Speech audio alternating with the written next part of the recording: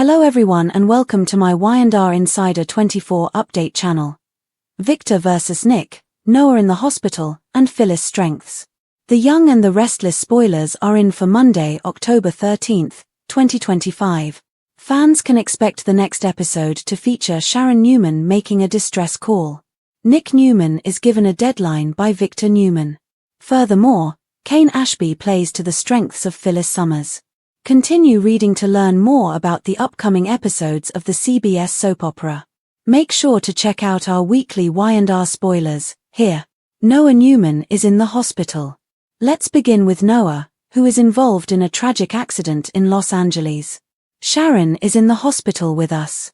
Sharon weeps as she calls Nick on the phone in a waiting room. Nick hears from the blonde that Noah's condition is very bad. In the preview clip, Sharon is talking on the phone when a man walks into the hallway. The man walked by so quickly that it was hard to tell if he was Chance Chancellor. The man did stop to glance at Sharon while her back was turned. So, it might just be an extra, or maybe Chance isn't dead. Keep in mind that even though he died on screen, we never got to attend his funeral. Read more, find out what happened on the last episode of Y&R. Phyllis Summers' strengths. Kane isn't giving up just yet, according to the spoilers for Monday, October 13's episode of The Young and the Restless. He quickly recovers, even when he feels like everything is over at times. The man will exploit Phyllis' strengths this time. Red is really good at hacking and technology. So, I wonder what he will have her do. Ultimatum of Victor Newman over at the Newman Ranch. Victor gives Nick an ultimatum. Victor wouldn't have Nick stay in Genoa City while Noah was fighting for his life, would he? Although I am aware that the legacy is significant, I do believe that a life is worth more than money and business. Naturally, the ultimatum might be related to something else. Read this, The Young and the Restless spoilers. Nick's delay ruins chic reunion, sparks Sharon and Detective Burroughs' bond. Claire Grace Newman's escape. Holden Novak, played by Nathan Owens, and Claire Grace Newman, played by Haley Erin, should also travel to Los Angeles. However, Michael Mealer's Kyle Abbott will not give up. The young man wants Victoria Newman, Amelia Heinley, to give him the address of Claire's hotel. Victoria could visit Claire in Los Angeles on her own, but I can't see her doing that. A preview clip also features Holden, Claire, and Sienna Bacall, Ava Vitoli, in an awkward situation. However, the day on which this scene will air is unknown, so keep an eye out. Kane may meet his demise from the person he least expects. The Young and the Restless spoilers reveal that one person could be the key to Kane Ashby's undoing. Everyone has been attempting to stop Kane's insane plan to take over the majority of Genoa City's businesses ever since he was brought back to Genoa City. Perhaps the answer has always been there. What happened to the other son of Kane Ashby? Even though Kane seems to think that Mattie Ashby, who was played by Lexi Stevenson, and Charlie Ashby, who was played by Noah Alexander Jerry, are the only children he has, whereas Kane's son Sam, last played by Lou twins. Of course, Kane cheated on Lily with Juliet Helton, last played by Law Allen. Where is Sam and why has Kane not mentioned him even once since he has been back? Sincerely, nobody has inquired about him either. Sam, on the other hand, might be the key to controlling Kane once more. Could Sam be the one to bring Kane back to Earth and get him under control? Can Sam rescue the threat to the company's Port Charles? How could Sam Ashby make a difference?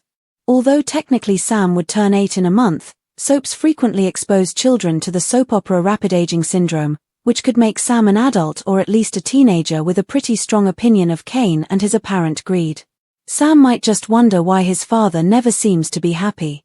Imagine that Sam were to ask his father, "Dad, do you think this BS with the fake name and the constant attempts to steal everyone's company is going to win you any points with Lily? Even though I've only been on 2 dates in my life, I know that's not how to win a girl over." What took place with Kane's son? Because of what had transpired with Kane, he was not mentioned when he was spending time with his father. Neither Kane nor anyone else who ought to have mentioned his son has done so. Is Kane sending his son to a boarding school? Where is he? Didn't the child make it? Where is this child, and why does it not matter what he thinks? He couldn't have vanished from the face of the earth. Is that the reason Sam isn't around? Is it possible that Sam doesn't want to be near Lily and her kids? Is it possible that Kane cheated on him with another person to distract him and keep him happy? Will Sam suddenly show up in Genoa City and confront his father after all? For all things Y&R, come here. Check back often for the young and the restless news, spoilers, and updates. Kane's return to Genoa City, an excessive power grab. When Kane came back to Genoa City, he wasn't the charming, sometimes misguided family man that fans had come to know. This time, he came back with a vengeance. He had hardened, rethought his priorities, and twisted his ambition into something darker during his time away from town.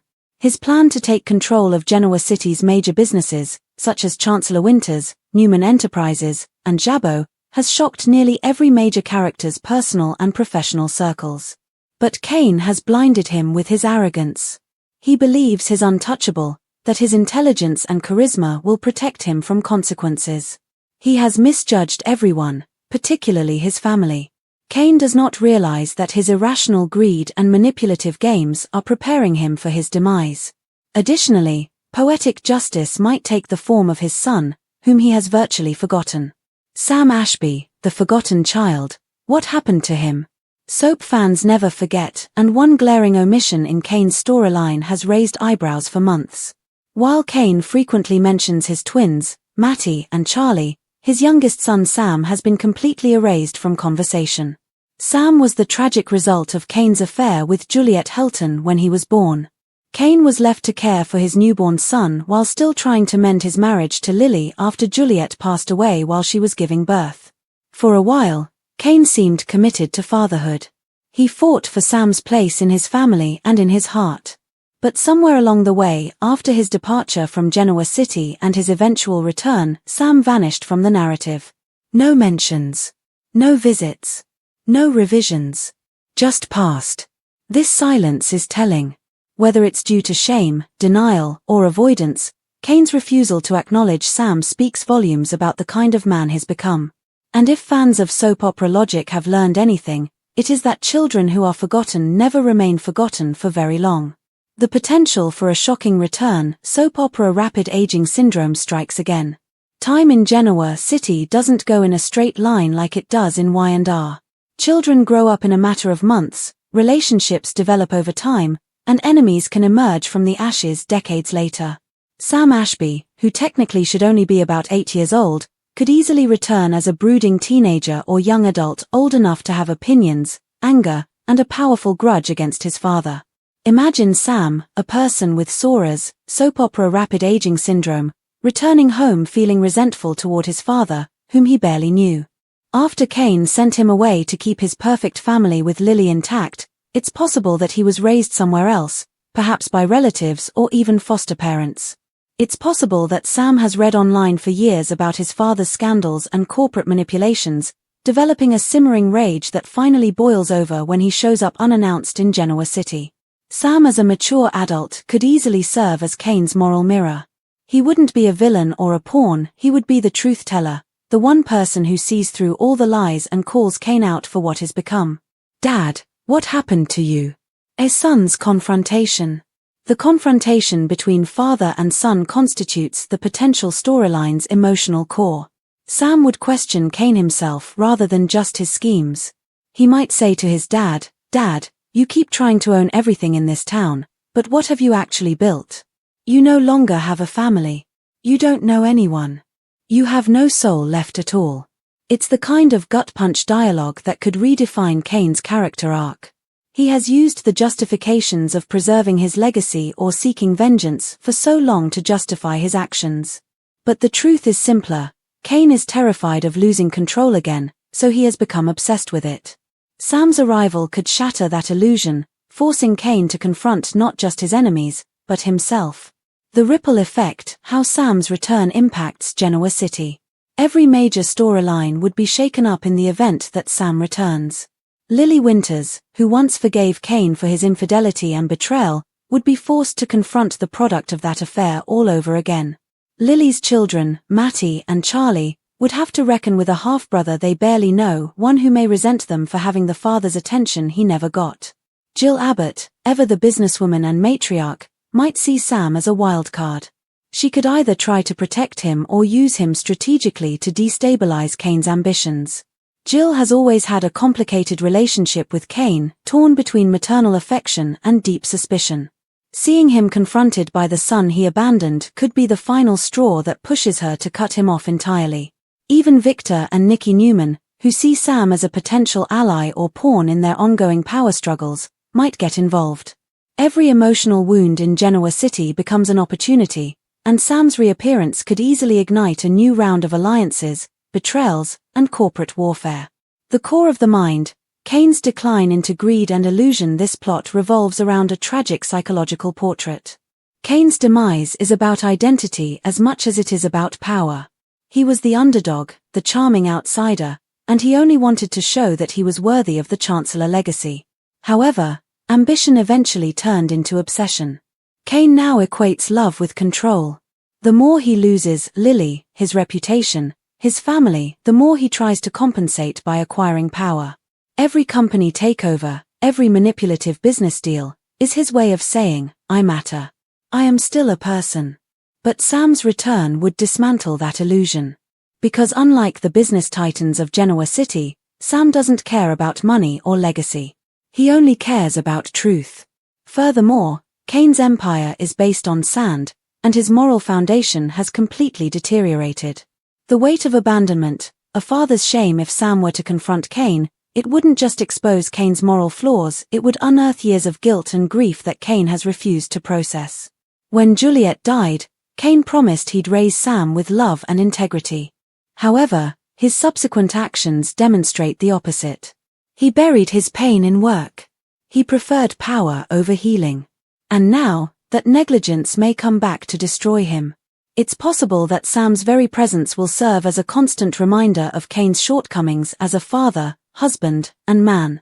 Imagine a scene where Kane finally breaks down, admitting that he sent Sam away because he couldn't handle the constant reminder of Juliet's death. If Kane is willing to face it, it's the kind of raw vulnerability that could make him human once more and turn his downfall into redemption. Is Kane's salvation in Sam?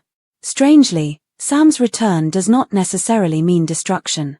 He could also represent hope, the last chance for Kane to rediscover his humanity. Their bond could become transformative if Sam arrives not out of hatred but out of a desperate need to comprehend his father. Sam might challenge Kane not through threats, but through empathy. He might be able to get Kane to think about why he is never content, why he keeps hurting people's feelings and betraying those who care about him. Kane may finally realize through that relationship that love and power are not the same thing, and that redemption necessitates surrender rather than conquest. This kind of emotional depth could reinvigorate Kane's character arc, turning him from a one-dimensional schemer into a man torn between ambition and atonement. The bigger picture, what Kane's downfall means for Genoa City. Kane's potential downfall, triggered by his son, would echo throughout Genoa City. It would serve as a cautionary tale about legacy, greed, and the illusion of control. Victor Newman, who has long embodied those same traits, might see a reflection of himself in Kane's collapse. Nikki, who has been wary of Kane's manipulations from the start, could find herself feeling unexpectedly sympathetic toward Sam. Jill, meanwhile, would have to choose between protecting the company she built and saving the man she once called family. And Lily. For her, Sam's reemergence could reopen old wounds while forcing her to face her own unresolved feelings. Would she pity Kane, or finally close the chapter on him once and for all? In true Y&R fashion, every choice would have consequences. Every redemption would come with a price. Speculation, the future of Sam Ashby on The Young and the Restless. The Young and the Restless has been rumored for a long time to be planning to bring back a number of younger characters in older forms, the next generation of Genoa City power players. If Sam Ashby is reintroduced as a young adult, he could easily fit into that narrative. Imagine Sam clashing with Johnny Abbott or Noah Newman at Newman Media, or forming a surprising friendship with Dominic Chancellor, Abby, and Devon's son. He could even take a darker turn, inheriting his father's manipulative tendencies but channeling them toward a different purpose, perhaps seeking justice for his mother's death or revenge against those who hurt his family. Regardless of how he's written, Sam would bring fresh energy to the show, and his complicated bond with Kane could anchor Y&R's next era of drama. Conclusion: The sun becomes the mirror. Cain Ashby's story has always been about duality, the charming family man versus the ruthless manipulator.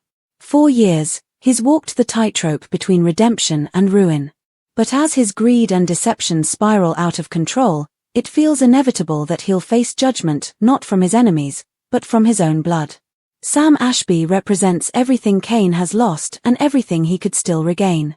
He's the ghost of Juliet's love, the embodiment of Cain's guilt, and perhaps the only person capable of piercing through his father's delusions. Whether Sam returns as an innocent teen seeking answers or a hardened young man ready to take revenge, his presence would force Cain to finally face the truth he's been running from. In Genoa City, no secret stays buried, and no sin goes unpunished. Cain's downfall is coming, and it just might come from the last person he ever expected, his own son.